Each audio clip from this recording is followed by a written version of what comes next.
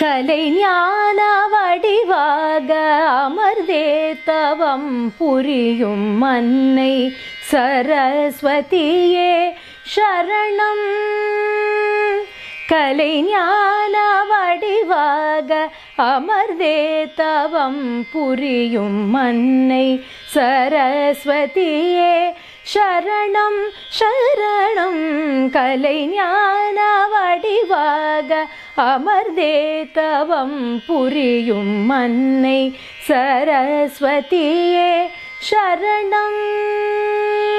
நிலையான மனதுடனே நித்தமுனை நினைக்கும் நிலையான மனதுடனே நித்தமுனை நினைக்கும் கலைதனியம கருள்வாய் கலைகளின் அரசியே. நிலையான மனதுடனே நித்தமுனை நினைக்கும் கலைதனியம கருள்வாய் கலைகளின் அரசியே. கலை ஞான வடிவாக அமர்ந்தே தவம் புரியும் அன்னை சரஸ்வதியே சரணம் சரணம்.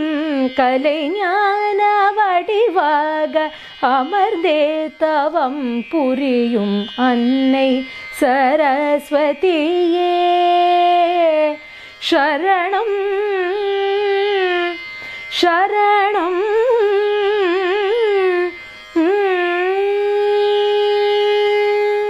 இன்றைய தினம் பார்க்கக்கூடிய க்ஷேத்திரம் மகா சரஸ்வதியானவளுக்கு உகந்த க்ஷேத்திரம்.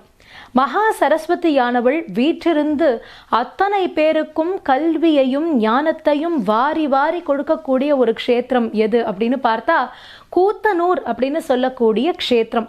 இந்த கூத்தனூர் அப்படிங்கிற க்ஷேத்திரமானது அதனுடைய பெயர் எப்படி வந்தது அப்படின்னு பார்த்தா கூத்தன் ஊர், கூத்தனூர், அதாவது கூத்தர் அவருக்கு இந்த ஊர் கொடுக்கப்பட்டது.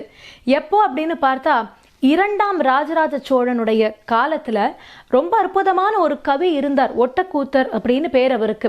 இந்த ஒட்டக்கூத்தருடைய கதை கூட நிறைய பேருக்கு தெரியும். கம்பருக்கும் ஒட்டக்கூத்தருக்கும் தான் சோழ மன்னனானவர் ராமாயணத்தை எழுத சொல்றார். அப்போ ஒட்டக்கூத்தரானவர் ரொம்ப மும்மரமா அவர் எழுதிடுறார். எழுதி முடிச்ச உடனே அவர் சொன்னதை வச்சு அதுக்கடுத்த ஒரு லைனை மட்டும் கம்பர் சொல்கின்றார். அப்ப கம்பர் சொல்லும் பொழுது துமிதம் அப்படின்னு ஒரு வார்த்தையை சொல்லிடுறாரு. அப்படி ஒரு வார்த்தையே கிடையாது அப்படின்னு சொல்லும் பொழுது ஊருக்குள்ள போகும் பொழுது ஒரு பெண்ணானவள் அந்த துமிதம்ங்கிற ஒரு வார்த்தையை சொல்றாளாம். திரும்பி பார்த்தா அந்த பெண் யாரு அப்படின்னு பார்க்கின்றார்கள்.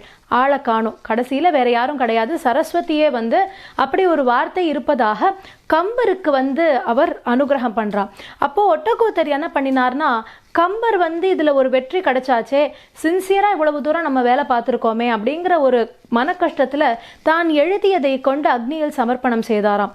ஆனால் கம்பரோ தான் செய்தது தவறு என்பதை உணர்ந்து அதன் பிறகு ஒட்டக்கூத்தர் எழுதினதையும் அதுல சேர்த்துக்கிறார் அப்படின்னு சொல்லி ஒரு வரலாறு சொல்லப்படுகின்றது. அப்படிப்பட்ட அந்த கவியான ஒட்டக்கூத்தர் அவர் இந்த கோவிலை கட்டுகின்றார்னு சொல்கின்றார்கள். அதனால இந்த ஊருக்கே கூத்தனூர், அவருக்கு கொடுக்கப்பட்ட ஊருங்கிறதுனால கூத்தனூர். அங்க இருக்கக்கூடிய சரஸ்வதியை வழிபட்டு இவர் வழியாக வரக்கூடிய சந்ததிகள் எல்லாருமே அருள் பெற்றிருக்கின்றார்கள் அப்படின்னு அவருடைய வரலாறை படிக்கும் பொழுது நம்ம எல்லாருக்குமே தெரிய வருது. அப்படிப்பட்ட இந்த கூத்தனூர் க்ஷேத்திரத்துக்கு மற்ற மகாத்மியம் அப்படின்னு பார்த்தா, முக்கியமான மகாத்மியம் என்ன அப்படின்னு பார்த்தா தக்ஷிண திரிவேணி அப்படின்னு பேர் இந்த கூத்தனூருக்கு. எதனால் அப்படின்னு பார்த்தா 3 முக்கியமான ஆறு, கங்கா யமுனா சரஸ்வதி அப்படின்னு சொல்லக்கூடியது. இதுல கங்கையானவளுக்கு பார்வதி கல்யாணம் நடக்கணும் அப்படிங்கிறதுனால அவ சிவபெருமானை விட்டு விலக வேண்டிய ஒரு தருணம் ஏற்படுறது. அப்ப பரமேஸ்வரனை விலகிய கங்கையானவள் திரும்ப இந்த இடத்துல பரமேஸ்வரனை பிரார்த்தனை பண்ணி பரமேஸ்வரனை அடைகின்றாள். மற்றொரு புறம் யமுனைக்கு ஒரு சாபம் ஏற்படுறது. அந்த சாப நிவர்த்தியும் இதே இடத்துல அவ வரும் பொழுது அவளுக்கு நிவர்த்தியாருது. அதே போல பிரம்மாவுக்கும் சரஸ்வதிக்குமே நடுவுல ஒரு வாக்குவாதம் ஏற்பட்டு அவர்களுக்கும் ஒரு சாபம் போல ஏற்பட்டு இந்த இடத்துல வந்து அவர்களுடைய அஞ்ஞானம் விலகி சுஞானம் அவர்களுக்கு திரும்ப கிடைக்கின்றது. அப்போ இங்க வந்த சரஸ்வதியானவளை சுவாமி நதியாகவும் மாற்றினார். ஆக கங்கா யமுனா சரஸ்வதினு சொல்லக்கூடிய 3 நதிகளையும் ஒன்றாக்கி இங்கே ஒரு நதியாக செல்ல வைக்கின்றார் சிவபெருமான். அந்த நதிதான் அரிசொல் ஆறு அப்படின்னு இன்னைக்கும் அங்க இருக்கு. அதனால அந்த அரிசொல் ஆறுல நாம் ஸ்நானம் செய்தோமே ஆனால் கங்கா யமுனா சரஸ்வதி என்று சொல்லக்கூடிய திரிவேணியில் ஸ்நானம் பண்ணின பலனானது நமக்கு கிடைக்கின்றது. அதனால தட்சிண திரிவேணி அப்படின்னு இந்த க்ஷேத்திரத்துக்கு பெயர். இப்படிப்பட்ட தட்சிண திரிவேணியான கூத்தனூரில் சரஸ்வதியானவள் வீற்றிருந்து அத்தனை பேருக்கும் ஞானத்தை தருகின்றாள். அப்படிப்பட்ட சரஸ்வதி தேவியை வணங்கி நாமும் ஞானத்தை பெறுவோமாக.